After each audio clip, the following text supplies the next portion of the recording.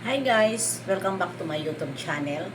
Good morning, good afternoon, good evening sa ating lahat. Saan man tayo sulok ng mundo, sana'y nasa mabuti tayong kalagayan at ligtas sa anuman masamang kapahamakan. At bago ang lahat, shout out sa aking group.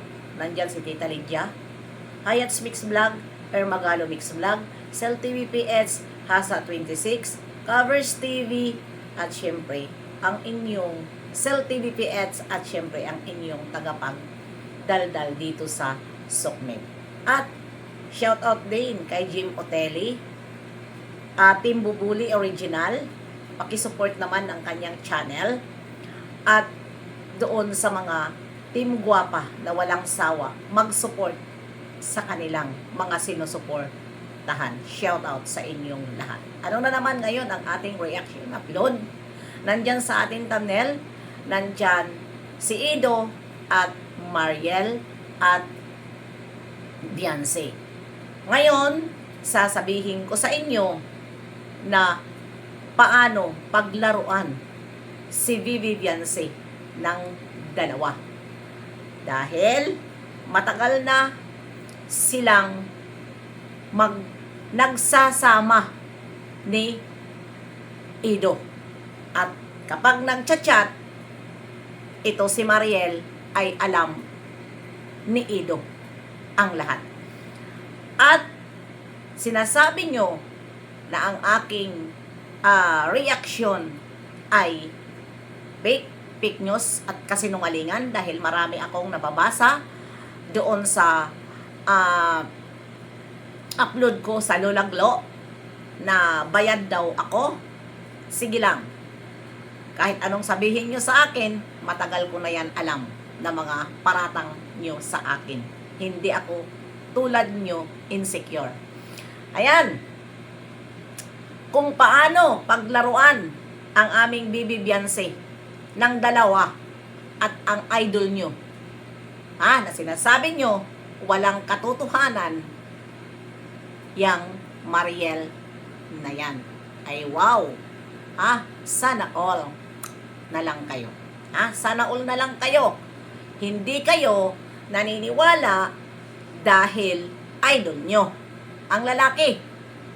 'Di ba? Na sinasabi ninyo puro fake nyo na mga baboy. Wala naman ako dito sisisihin na mga titi nyo. Kasi kadalasan dito, mga senior citizen na mayroon pa nga nagsabi na kinikilig pa rin sila kahit 72 years old na sila. Kilig na kilig pa rin. Ayan. Paano paglaruan? Ito si Beyonce ng dalawa. Aray ko po. Si Beyonce nag-message, nag-respect kay Mariel. Ano ang sabi? Ano ang sabi ng respect ng Mariel na yan? Ang sagot niya, sige, papayag ako maging kayo ni Ido, pero sayo sa araw, sa akin sa gabi. O, diba? Maganda ba yan? Sino pa kaya ang mananatili na babae kung ganyan lang naman na may magmimisid sa'yo ng ganon? Dahil nagmisid siya, tinanong siya ni Beyonce na kung kayo ba talaga ni Ido. Ang sagot ni Mariel, sige, sagutin mo si Ido. Pero, ito lang ang kondisyon ko. Sa'yo, sa araw, at sa akin, sa gabi. Yon, maghahanap na naman kayo ng proof. Dahil ang sabi nyo, puro kaming fake. Ito lang ang masasabi ko. Kung hihingian nyo kami ng proof, magdemanda muna kayo. Dahil doon namin ilalabas sa korte. Ang ebidensya. Hindi dito sa social media. Sino kayo para lumaglabas kami ng katotohanan. Di ba puro kayo demanda? Demanda? Doon namin ilalabas ang katotohanan na mga hawak namin na proof. At ako, sabi ko sa inyo, di ako nagsasalita kapag walang hawak na ebidensya. Di ba? Matagal na itong babae. Ha? Sila na ni Beyonce, itong babae na to, nasa puder na ni Kalingap Ido. Ha? Pinagsasabihan siya na huwag kang lumabas sa social media dahil hindi matatapos ang pag-aaral mo. Kung lumabas ka sa social media dahil paaaralin kita. At kulang na lang sa kanila ang kasal. Ha? Kulang na lang ang kasal sa kanila. Dahil gabi-gabi doon na natutulog si Ido sa apartment ni Mariel. At ito pa ang masaklap. Bakit naligaw si Beyonce? Ha? Bakit naligaw si Beyonce? Dahil naging sila ni Ido. Bakit naligaw si Beyonce na dumaan? Ha? Dumaan doon sa bahay ni Mariel alas 10 ng gabi. Pagdaan ni Beyonce doon sa bahay, nandoon nga nakaparada ang sasakyan ni Ido. Tapos magagalit si Ido kay Beyonce kapag sinisita dahil walang katotohanan. Nandyan nakabidyo ang sasakyan kung saan na lugar. Di ba? Kaya sinong tanga? Di ba? Sinong tanga? Bakit siya nanliligaw na mayroon naman pala siya kalibin? Di ba? Dapat noon pa lang sinabi na niya. Di ba? Sinabi na niya. At hindi na siya dapat manligaw. At huwag itago kay Kalingap Rab na may syuta siya. For what?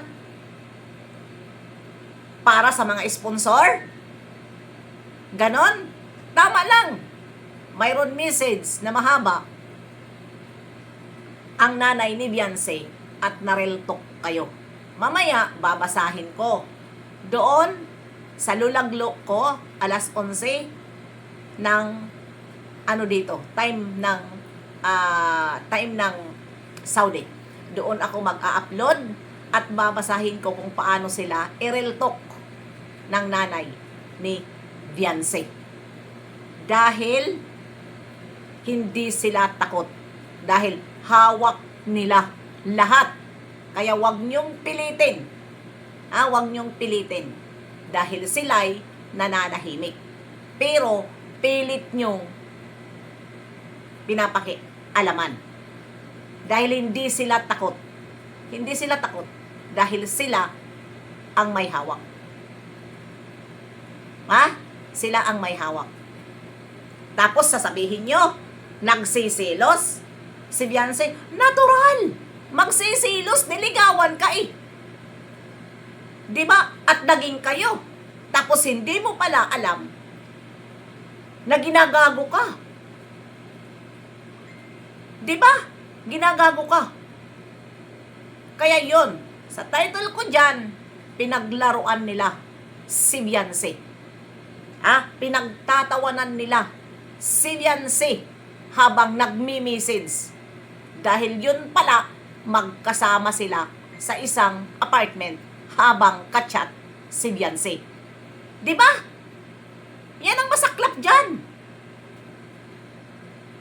Tapos kayo, puro Beyonce ang sinisisi nyo. ang pag-ayaw ni Beyonce? Di ba? Hindi siya umayaw sa Kalingap. Ang inayawan niya si Kalingap Ido. Ha? Bakit naging big deal sa inyo? Dahil hindi nyo alam? Ha? Di ba si Kalingap Rob mismo ang nagsabi na ito ay sila na talaga, hindi na ito scripted, na pinapakita ko, na binablang ko, hindi na ito scripted, dahil sila na, nagugulat na lang ako sa mga sinasabi nila kapag nag-a-upload na ako. Dahil pinapabayaan ko sila. Ha? Malinaw pa sa sabaw ng nyug ang sinabi ni Kalinga Prab na sila na. Tapos sasabihin nyo, silos? Sino ang hindi magsisilos sa kanyang ginagawa? Sige nga. Kaya, dapat lang iwanan ang idol nyo. Dahil, kung sila ang magkatuluyan, malaking problema yan. Stress ang aabutan ni Beyonce. Dahil kapag babaero ang isang lalaki, babaero na yan. Hindi na yan mawawala. Kahit pa yan mag-asawa, hindi yan makukontento sa isang tilapia.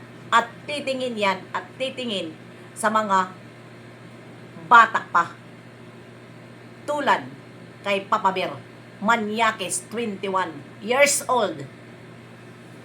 Diba? Kasi, ganon ang mga Manyakis. Diba si Papa Bear? Manyakis, hindi siya nakontento sa 35 years old nga dapat kamat sa kanyang edad na 42, hindi siya naghanap dahil ang hinanap niya 21 years old. Sa susunod niyan, maggagawa yan ng beneficiary, kukuha yan ng mga beneficiary na paaaralin niya at pipili siya kung sino ang gusto niya. Yahay! Nakakahiya. Grabe. Diba? Nakakahiya. Hindi kumukuha. Hindi yan kukuha ng mga matatanda. Hindi yan kukuha ng mga matatanda. Kundi, na beneficiary. Kundi maghahanap yan ng 16 years old, 18 years old, 17 years old na pipilian kung sino ang liligawan. Yun. Diba? Kaya, sa naghahanap dyan ng ebidensya, huwag kayong magsalita sa social media. Gawin nyo kung ano ang tama. At nandito lang naman ang mga ebidensya na hawak. Diba? Noon hindi ako nagsasalita dahil wala akong mga hawak na ebidensya. Pero sa ngayon, baka magulat kayo. At kailangan ilabas dahil bakit lusaw na si Beyonce. Dahil ang akala nyo, si Beyonce lahat ang may kasalanan. Di ba? Sa sinasabi nyo, bakit si Kuya Bal ang pinatulpo? Pinatulpo niya dahil doon sa mga comment ng mga live ni Kuya Bal. Doon. Si Ido naman, na sinasabi nyo bakit hindi pinatulpo si Ido, huwag kayong mag-alala pagdating ng panahon. Ano? Dahil sabi nga ni Kuya Bal, kahit matagal, lumalakad ang kaso. Matagal nga lang ang proseso. Pero depende sa kaso. Depende sa humahawak ng kaso.